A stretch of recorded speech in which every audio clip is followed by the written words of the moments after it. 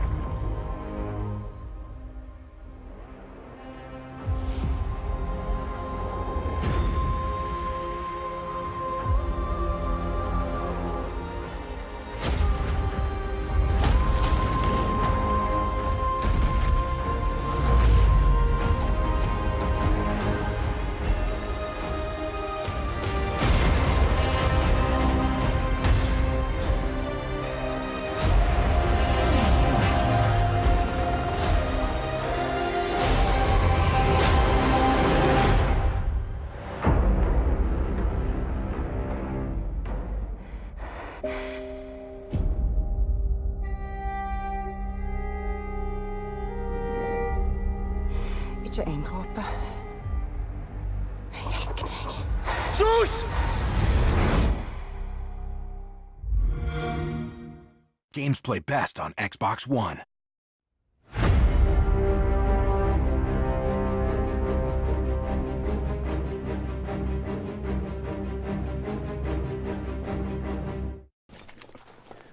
How's it going, y'all? It is your awesome buddy Baytown. Thank you for watching the trailer previously before this gameplay that we have of Battlefield 1. Now, I want to talk a little bit about that Battlefield 5 trailer released June 9th, 2018 by the Battlefield YouTube channel. And then we'll get into this gameplay. So, I'm sitting at my desk debating on what I want to play. I get a notification on my cell phone from YouTube that says Battlefield has uploaded an official Battlefield 5 multiplayer trailer. So I was like, what? I've got to see this because I'm going to get Battlefield 5. But I didn't know that they already have some multiplayer gameplay from it, which was weird. I was like, this is kind of early. But anyways, so I go to the channel and I watch the same trailer that you just watched. Maybe you watched it already before you watched it here. We have lost objective Apple. Or this is your first time. But after I watched it, I was kind of on the fence with everybody else. If you go to the comment section, everyone's like, how is this some official multiplayer trailer? As far as everyone could see, it was all campaign. I mean, what is going on here? Everyone's kind of like, hey, wait a minute, what is going on? This is supposed to be a multiplayer. So, I don't know if maybe they accidentally mistitled it, or they purposely put a misleading title on there to get a whole bunch of views to get people hyped. Which, that happens. You know, people do it. YouTubers do it. Why not? Why not developers? But anyways, so let me know in the comment section below, are you getting Battlefield 5? Are you going to pre-order it? Let me know. I will tell you now that yes, I am going to pre-order the game. We will be live streaming some Battlefield 5 once it releases. Also, we will be live streaming some Black Ops 4 once that releases as well. Now, hopefully I can get beta codes to the Battlefield 5 beta. That way I can give y'all some so y'all can come join me. But Black Ops 4, I'm pretty sure we will be able to get some beta codes in on that one. So that I guess that's a little teaser for what's coming to this channel. We are definitely going to be playing some Battlefield 5, and we're definitely going to be playing some Call of Duty Black Ops 4. So be expecting that. Now, let's get into this Battlefield 1 domination sniper gameplay. I do believe I'm running the Russian 1995. Don't quote me on that. I could be wrong. It's been a little bit since I've played Battlefield 1, and my shot actually isn't on point. But that actually doesn't matter in this game because I'm not actually worried about my shot being on point or anything like that. At first in this game, you'll see that we're kind of losing our objectives, and I'm not really on the objective that much. I was kind of just sitting back trying to pick enemies off because that's what I like to do. But as I progressed through the game, I started seeing that we're losing our domination points, we're losing our flags, and then also you'll actually see me later on in the game, I'll actually look at my teammates, and about 4 of them are posted up here in the mountains trying to snipe. So I'm like, this is not going to work. I'm going to have to do something. I'm going to have to get out here. I'm going to have to take some deaths, but I'm going to have to take some kills as well. And we actually do that. The cool thing that I like about Battlefield is, one, you have to adjust for bullet drop. I've told you this in countless games. For those of you that never have played Battlefield before, you have to adjust for a bullet drop. Now, you can either do that by zeroing your scope, or you can aim just a little bit above your target, depending on how far that target is away. Now, if you're playing something like Conquest or something like that, where the maps are fairly large, where you're talking, I think the max is 300 meters in this game. When you're pushing 300 meters, you're going to want to go ahead and zero in your scope for 300 meters. I think my longest shot on here was 500 meters, maybe more. I don't know.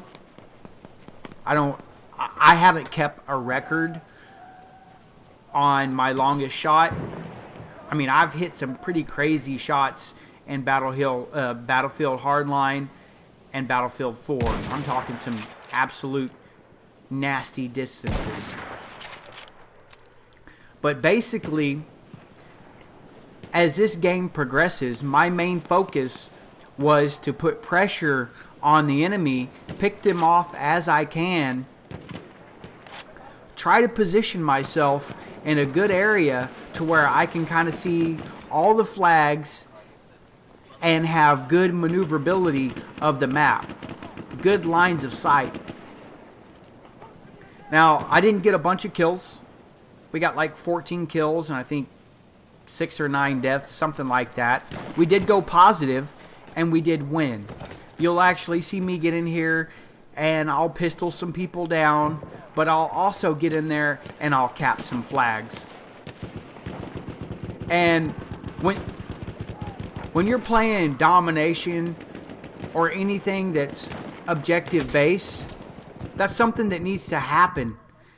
If you see that your teammates aren't taking the initiative, they're not getting on those objectives, they're not trying to cap, get in there and encourage them a little bit. Start capping flags on your own. Sometimes what will happen is your teammates will actually see that, hey, he's going for apples or butters. And they'll come over there and they'll try to help you out. I get taken out over here by an LMG, which is fine. I mean, he can sit back there and lay down with an LMG all day, but it's not going to do him any good. Because what's going to happen is I'm starting to get more forceful with the flags. I'm going to start capping them more and doing what I can to give my team a win. There's a lot of people that tend to just sit back and snipe in Battlefield, and that's fine. I'm not saying there's anything wrong with that, because honestly, in Battlefield, you're not supposed to be running around trying to be an aggressive sniper, trying to quick scope everybody like it's Call of Duty, because let's just face it, it's not. Now, I do know there is some people that tend to play like that, and maybe you've seen me get pretty aggressive with a sniper, especially when it comes to team deathmatch. I will get aggressive with a sniper then. And I will do some quick scoping in Battlefield. But I don't really consider it quick scoping because it's nowhere near as fast as I would be in Call of Duty. In Call of Duty, I generally take out my target long before I ever even see my crosshairs. I pretty much line up my sight. Sorry, not line up my sight. I pretty much line up my target in the center of my screen, and then I quick scope them before I even see the crosshairs. Now, sometimes you will see me hold my breath and actually hard scope my target, actually snipe my target, not quick scope them. I don't really like using the term hard scope, but you know what? We've got to, in order to let everybody know what I'm talking about. So you see, here I am. I'm capping this flag, and then I'll actually go on to the next. I thought that was an enemy, but thankfully it was a teammate. He seen that I was over here capping Charlie, so he ran over there and helped me out. And that's actually good. I'm really glad that he did that, and that my teammate took the initiative to go ahead and help me out. So here in a little bit, you'll kind of see me maneuver a little bit more. I'll start picking off moving targets, which in Battlefield, I don't care what anyone tells you. Picking off moving targets in Battlefield is not an easy thing to do. You pretty much have to lead your shots, and you'll see what I'm talking about here in a little bit. I'll actually have to shoot ahead of my targets in order to go ahead and land that shot. In Call of Duty, pretty much what you have to do is you just aim at your target and then you hit them. Not in Battlefield. That's not how it works. Now, normally I use the M1903 bolt action rifle, but before I quit playing this game, I started using the Russian 1995, and it's a lever action, which, speaking of lever actions, I'm still working on getting that lever action from Call of Duty World War II. I think I'm at like 7, almost 8,000 armory credits, and it's I have two other things to unlock. One's at almost 9,000 armory credits to unlock, and then the other one is almost 10,000 armory credits to unlock.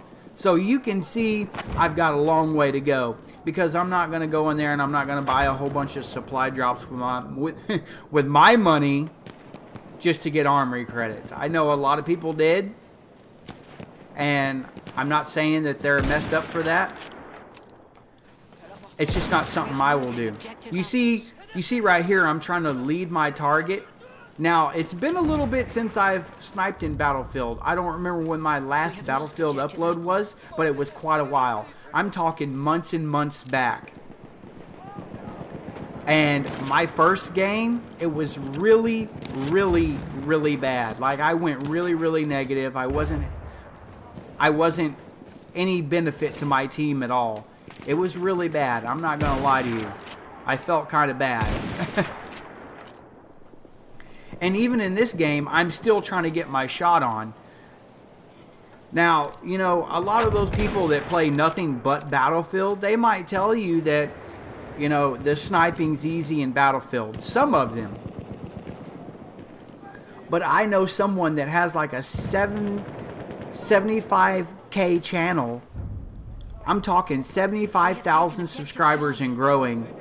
And he'll let you know real quick that sniping in Battlefield is not easy.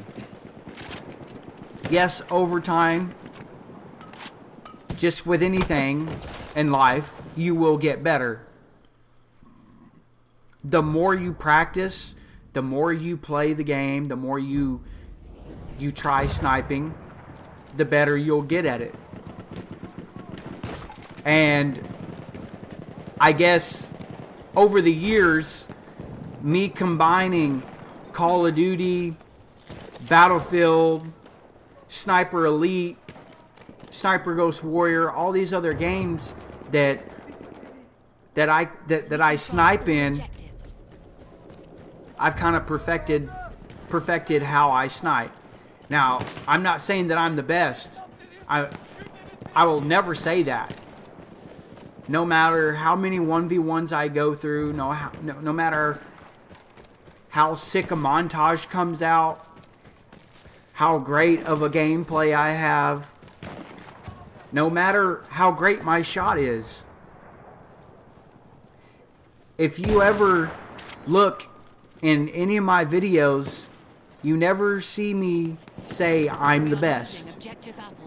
I never say I'm the best in the world. I never say I'm the king of 1v1s, anything like that. We have lost objective apples. You know, I don't like talking like that because I look at it this way. There are some really, really good snipers out there. And I do consider myself a good sniper. Don't get me wrong, I do. But, in my opinion, there's always going to be someone out there that's way, way better than you. Now, right here, as you can see, I threw down a smoke grenade to try to cover myself, and somehow this guy seen me right through the smoke. I don't know if I was spotted by another sniper. There's a good chance that I was, but that's a good tactic that you could use. Right here, if you just noticed, I actually led that shot. And actually what I'll do is I'll replay that for you.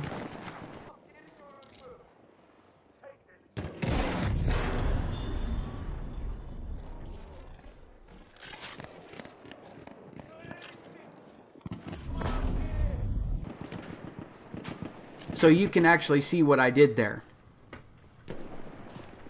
But anyways, what was I talking about? Oh, sorry. There's always going to be someone out there that's going to be better than you. I mean, there's someone better than me. There's always going to be someone out there that's going to be better than you. And a lot of people, they don't understand that. We have taken objective apples. And that's why when it comes to sniping or when it comes to playing video games, I try to be a little bit more reserved, and I try to keep my trash talk to a minimum. Now, there are times where I do make mistakes. I am human, and I, pop off at the mouth a little bit. But it's never to down someone else or belittle them. Sometimes I will send people messages, about their play style, especially when we're playing something that's objective based, and they'd rather sit back in a corner with an LMG and a 4x scope doing nothing. Then I will send them a message and I'd be like, hey, if you're going to play like that, it would probably be best for you to just play free-for-all where you're not affecting everyone else. And that tends to upset people. It tends to upset people a lot. But, I mean, it's the truth. And sometimes you just have to take that corrective criticism. speaking of corrective criticism, when I first started sniping in Call of Duty, I was absolutely horrible at quick scoping. I could snipe all day. I mean, I had pretty much close to a 5 kill death ratio. I mean, that's a little bit exaggerative, but it's pretty close. Because I would throw on some stealth perks and I would sit back and I would pick off the enemy from distances, Objective apples. and they would have an issue finding me. I mean, I was really, really stealthy. And there are times that I'm still really, really stealthy. Actually, I prefer to play that way. And sometimes I'll go in Call of Duty Ghost and I'll play that way, or some other various games. That's one thing that I like about Battlefield, is that I don't have to impress anybody. I don't have to fit any status or any quotas. I can just go into a game, do what I want, sit back, relax, hop on the scope, and pick off targets. I don't have to worry about if I'm going to get flanked over here because the map's so small. I don't have to worry about being forced to quick scope because the maps are so small, like in Call of Duty. In Call of Duty, believe it or not, pretty much all the maps are really small, and they're 3 lanes. And there's so many places you can get basically flanked by. There's so many places. Now, Battlefield, it's a little bit different. You can still get flanked in Battlefield, don't get me wrong. I'm not saying that it's impossible, because it's totally possible. You can totally get flanked in Battlefield. But it takes a little bit longer for that to happen. They've got to travel all the way across the map. Well, that's pretty much the end of the game. I want to thank everybody for watching. As always, if you're new to the channel, don't forget to hit that subscribe button. If you're a returning subscriber, welcome back. And if you've been subscribed, thanks so much for the support. Baytown Cowboy 85, over and out.